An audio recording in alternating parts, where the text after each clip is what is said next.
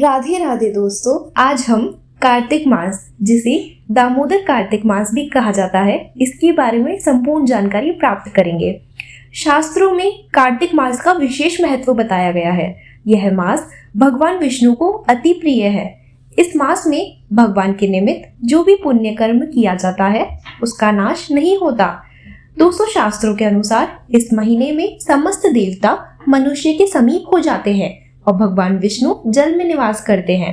इस महीने में और इस मास में किए हुए स्नान, दान, भोजन, व्रत, स्वर्ण, चांदी, वस्त्र, गौदान आदि का देवता विधि पूर्वक ग्रहण करते हैं।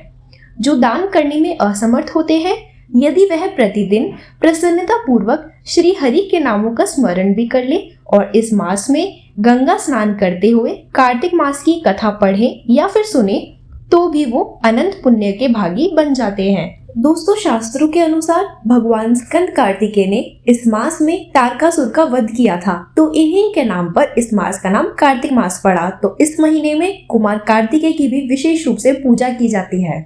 यह मास आश्विन पूर्णिमा यानी शरद पूर्णिमा से शुरू होकर के कार्तिक पूर्णिमा पर समाप्त होता है। ज्यादातर भक्तजन शरद पूर्णिमा से कार्तिक पूर्णिमा तक स्नान, दान, जप, तप, ध्यान और व्रत करते हैं तथा कार्तिक महात्म्य का एक अध्याय रोज सुनते हैं या फिर पढ़ते हैं। तो दोस्तों, कार्तिक महात्म्य के अनुसार कार्तिक मास के मुख्य 5 नियम माने गए हैं।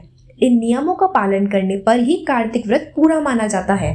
ये कार्तिक मास के 5 अंग कहे जाते हैं। इन्हें करने योग्य कार्य भी कहा जाता है। 2 अन्य कार्य भी है, जैसे कि सूर्य को अर्घ्य देना, गौदान। इसके अलावा जो 5 मुख्य कार्य होते हैं वे ये है। पहला, प्रातः अरुणोदय यानी ब्रह्म मुहूर्त में स्नान करना। दूसरा, तुलसी पूजन करना। तीसरा, हरि जागरण।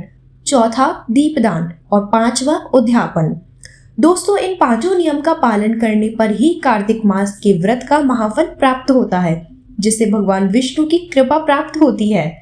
पहला, प्रातः स्नान सूर्योदय से पूर्व यानी कि ब्रह्म मुहूर्त में जब तारे निकल रहे होते हैं, यानी कि 4 बजे के आसपास शौच आदि कर्मों से निवृत्त होकर के यदि संभव हो तो तीर्थ अथवा किसी पवित्र नदी में, संगम में, जलाशय में स्नान करे। नहीं तो घर पर ही नहाने के जल में कुछ बूंदे गंगा जल की मिला करके गंगा का भाव करके स्नान करे। हो सके तो साबुन का प्रयोग ना करे। और साथ ही साथ कार्तिक मास में ठंडे जल से स्नान करने का विधान माना गया है। एक तांबे के पात्र में या फिर मिट्टी के पात्र में जल भर करके छत पर रख दिया जाता है और अगले दिन उसी से नहाया जाता है, तो एक पवित्र जलाशय के जल के बराबर वह पवित्र हो जाता है। तो हो सके तो आप ऐसा भी कर सकते हैं। दूसरा, आपको स्नान करने के तुरंत बाद सूर्य को अर्घ्य देना है।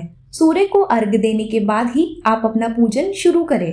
प्रातः स्नान के पश्चात तुलसी जी का विधि विधान से पूजन करें। धूप दीप आदि जला करके प्रार्थना करें, कथा सुने और आरती करें।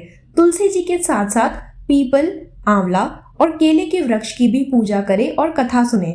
इस महीने में तुलसी जी के पूजन करने तथा सेवन करने का विशेष महत्व बताया गया है। प्रतिदिन तुलसी जी का पूजन करने के बाद सुबह शाम तुलसी पर दीपदान अवश्य रूप से करें। केले पर, आंवले पर और पीपल पथवारी पर दीपक अवश्य रूप से जलाएं। आप अपने घर के मंदिर में पूजा करें तुलसी पूजन के पश्चात में, और इसके बाद में हरि जागरण। तुलसी पूजन के पश्चात नित्य नियम कार्तिक मास की कहानी पढ़े या सुने। इसके साथ ही साथ महात्म्य का एक अध्याय का प्रतिदिन आपको पाठ करना है। सभी अध्याय पूरे होने के बाद कार्तिक मास के अंतिम 5 दिन पंचभीगम यानी कि भीष्म पंचक की कहानी अवश्य सुने। चौथा नियम होता है दीपदान।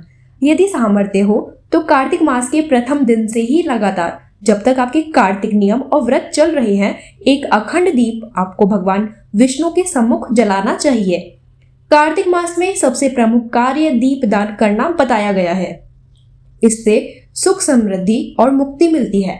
कार्तिक महात्म्य के अनुसार भगवान विष्णु ने कुबेर जी से कहा कि जो भक्त कार्तिक मास में मेरा पूजन और दीपदान करे, उसे कभी भी धन की कमी नहीं होनी चाहिए। दोस्तों, 5वां कर्म होता है उद्यापन। इसका समापन विशेष रूप से तुलसी विवाह के साथ होता है। व्रत के अंत में धर्मराज जी व उनकी बहन यमुना जी का पूजन अवश्य रूप से करना चाहिए। बांस की एक टोकरी में वस्त्र बिछा करके चावल, मिष्ठान और एक छड़ी तथा धर्मराज जी के वस्त्र एवं दक्षिणा रख करके योग्य ब्राह्मण को देने चाहिए। या फिर आपके पास यदि धर्मराज जी का मंदिर है तो आप वहां भी चढ़ा सकते हैं। यमुना जी को सुहाग की सामग्री और उनके साड़ी, ब्लाउज आदि भी अर्पित करना चाहिए। धर्मराज जी का मंदिर ना हो तो पास में ही किसी मंदिर में कोठे पेटे भरे अर्थात 4 गन्नों के एक चौकोर कोठा बना करके उसमें मूंग, चावल, दूध, दही, खीर, पताशे, हरी सब्जी आदि रखे। ये सब करने से व्रत सफलतापूर्वक पूर्ण माना जाता है। यदि इतना भी कुछ आप न भी कर सके तो ये सारी वस्तुएं दूध, दही, खीर आदि सब कुछ आप किसी भी ब्राह्मण को या फिर किसी जरूरतमंद को दान करें तो भी आपका व्रत संपूर्ण माना जाएगा। दोस्तों, व्रत के अंत में आपको एक ब्राह्मण ब्राह्मणी के जोड़े को अवश्य रूप से श्रेष्ठ भोजन कराना है और उसे दक्षिणा व वस्त्र आदि दे करके उनका आशीर्वाद प्राप्त करना है। तभी आपका कार्तिक व्रत संपूर्ण माना जाता है। इस प्रकार से 5 करने योग्य कार्य का कार्तिक मास में विशेष रूप से पालन करना चाहिए।